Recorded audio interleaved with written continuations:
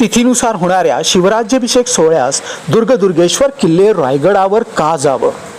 तर ज्यामुळे तुम्ही आणि आम्ही स्वतःला हिंदू म्हणून मिरवतो, अभिमानाने आणि गर्वाने सांगतो, हे सांगण्यासाठी ज्यांनी सर्वतोपरी प्रयत्न केले त्या शिवछत्रपतींना, शिवरायांना वंदन करण्यासाठी आजच्याच दिवशी शिवराय 1674ला छत्रपती झाले, राजसिंहासनावर बसले, ज्या योगे हिंदू पादशाही स्थापन झाली.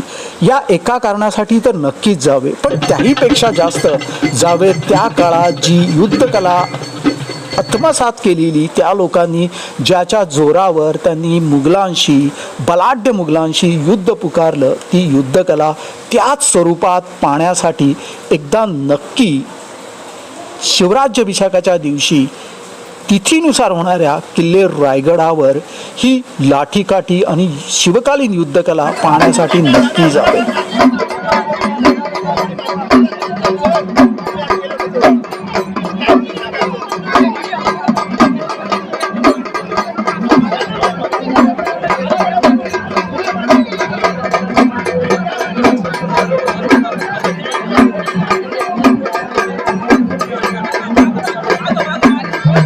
या वेगवान आणि चपळ हालचालींवर आणि तरबेजांवर शिवछत्रपतींच्या मावळ्यांनी अख्खी मुघल सल्तनत संपवली.